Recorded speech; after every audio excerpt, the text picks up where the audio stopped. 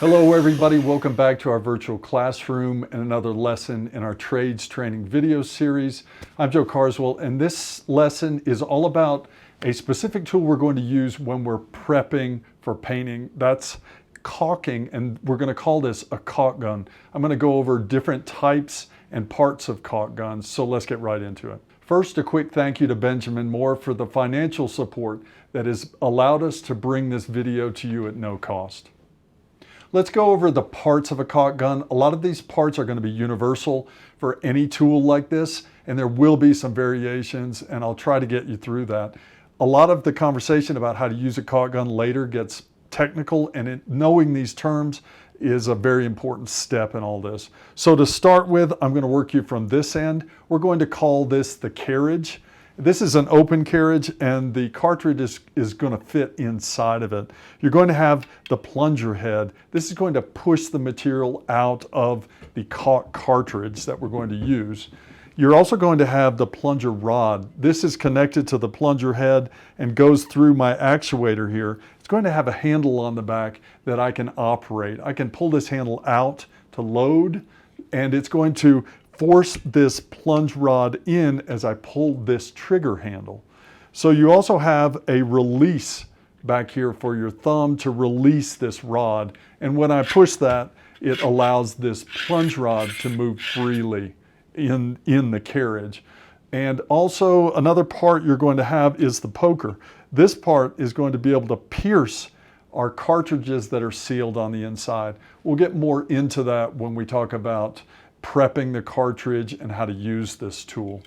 One other part to mention is your stop. It's really important when you put your cartridge in the tool that it rests against the stop so you have full control of what's going on here with your caulking. So next up, we're going to go over frame types. This is where the variations come in. I called this an open frame caulk gun. A cradle type, like this one, is going to be more closed, and this is going to hold the cartridge in place. It's just a variation in assembly. These guns are going to operate exactly the same way. When we get to push rods, there's even more variations. What you're looking at in this presentation is three versions of push rods. The one on the top left is called a ratchet rod. There's the hex rod, which actually has a shape like a hexagon if you were to cut it and look at the profile. And at the bottom is a smooth rod. I do not recommend a ratchet rod version for doing caulking when we're talking about painting. This is a very clumsy and sort of a primitive version of a caulk gun. And these don't offer you the control and finesse you need when we're doing painting process or prep for painting. The hex rod, on the other hand, and the smooth rod generally are going to give you this control that we need, and it's so important when we're working through this process. So also one thing to mention is that the smooth rod is allowed to spin, so if this handle is in my way, I can always move it out of my way. A hex rod like this one is not going to spin within the tool. So that's a variation or limitation of a hex rod, push rod. When we get into sizes of caulk guns, there's really only two sizes. You're going to have a 9-inch or you're going to have a 13-inch caulk gun. So you have a small and a large. The large gun you would think would be used for high production work. That's not the case. This type of size of cartridge and gun is way too large for one to use when we're doing painting work. It's way too heavy. We need a lot more finesse and control. This is more for other trades. If you're doing, say, concrete seam work, that kind of thing. There's a lot of volume in this cartridge, and this is definitely a two-handed gun. And that just doesn't work for painting, for caulking when we're prepping for painting.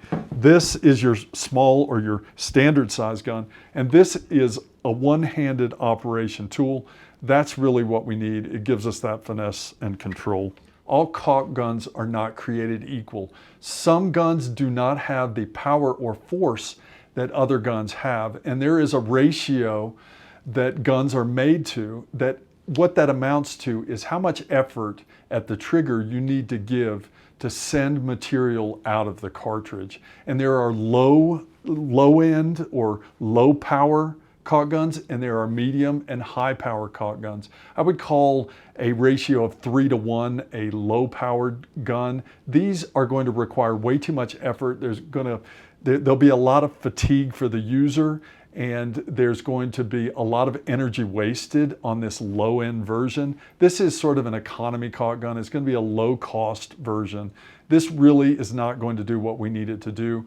For caulking for prep for painting, anything from a medium to a high powered caulk gun will work just fine. That would be a 10-to-1 or anything up to an 18-to-1. And that ratio tells you that whatever effort you put in at the trigger handle is going to be translated or multiplied at the plunger head. That basically is how that works. So I like a sort of medium range one. It's not going to be so powerful that it's out of control, but it has enough power that I'm not struggling or getting fatigued in my arm. A lot of caulk process takes a lot of time, so you're going to be doing this for a long period of time, which is going to lead to fatigue. Could even end up as some injury in your body, say tendonitis. So make sure that your tools are quality enough that you can use them and they don't require the extra effort that's going to complicate the job. When we're loading a caulk gun, our first step is making room for the cartridge. So we don't want any pressure on the trigger. That's step number one. You need to thumb this release. That's going to allow this push rod to move. Now you can pull back on the push rod. It's going to move freely. We've made room for the cartridge, and now we can drop the cartridge in.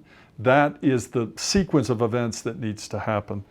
When we're loading a cradle type gun, the process is a little different. So we need to make sure that we have room for our cartridge by thumbing the release and pulling back on the push rod. But we're going to put the cartridge in from the back and then load the front. That is the cradle type setup. Here's an open frame. Let's go ahead and load that one. So my push rod is all the way back and I've set it there using my thumb release with no pressure on the trigger. Now this one is going to load the same way. It will not allow clearance to load the front end first. We have to load over the plunger and then drop it in. Now we can go ahead and set our plunger forward. It's ready to go. You might have a caulk gun that is a different type of open frame caulk gun. And this one has a small slot here that allows the nozzle to slip in. If it's a closed end, like in the presentation, that's going to require you to load this cartridge in backwards from what we've just described. So in that case, you're going to have to load the front end first and then the plunger end last.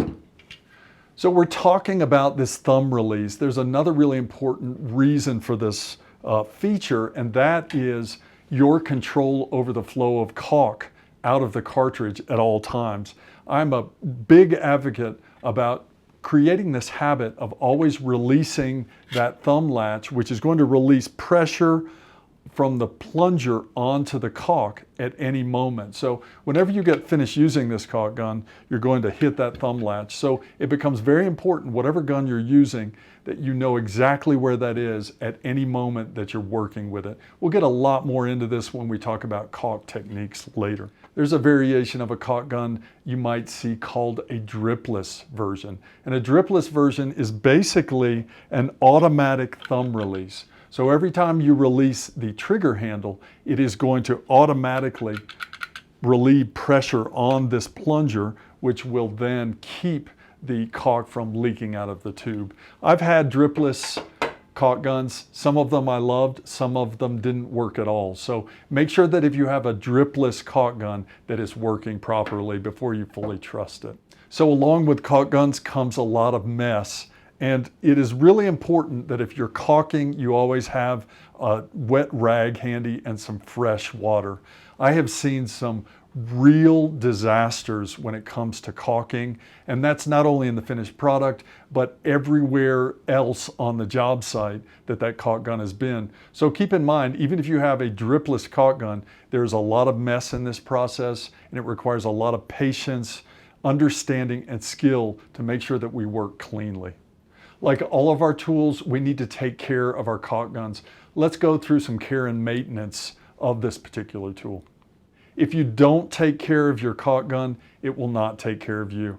In this presentation, you see two versions of a caulk gun. One is very used and abused, and one is used but taken care of. So the cradle type here is collecting caulk. Caulk is like glue, and once it dries, it cannot be removed. Most caulks, especially ones we're using with painting, are going to be water-based. They clean up with water, so there's no reason that at the end of a job or at the end of whatever process we're doing, we can't clean this caulk off of this gun. It's going to make it work well, and there's a lot of moving parts here. The one on the bottom obviously has been well maintained. Part of the process is not getting the caulk everywhere to begin with, but if you do get caulk on your gun, make sure that you clean it up before it hardens, and then it's very difficult to remove. I have a gun here I was cleaning before we started this video. I noticed a buildup on this plunger head. There's still some caulk on here, but I got enough of it off that it's not going to interfere with the workings of this gun. But as you can imagine, if you have that, caulk always is a little bit sticky too, so all of that buildup in any of these parts, especially these mechanisms here, are going to cause this gun not to work very well. We need a smooth and controlled action out of this gun, or it's not even worth using. A word of caution with a caulk gun is never force the trigger. You might have a high power caulk gun and you might get a blockage in the tip of this cartridge. If you give that handle a squeeze and it's too much, you're hoping to clear out this nozzle, but what you might do is to actually blow out the back of the cartridge. When a cartridge blows out like this from too much pressure in the back, you're going to have that cartridge explode in the caulk gun. I have seen, and it's very difficult when I do see this, a caulk gun that can recover from this type of sort of explosion of this cartridge, and all of the caulk comes out of the back at pressure, and now all of your parts are covered with caulk. So keep in mind that too much pressure on the caulk gun is never good. If you need to clear the nozzle, you would do it with the poker or some type of thin, straight tool, and then once the blockage is cleared, then you can continue with your process. Storing the caulk gun and the caulk is also something that I harp on. Never leave the cartridge in the caulk gun when you're done.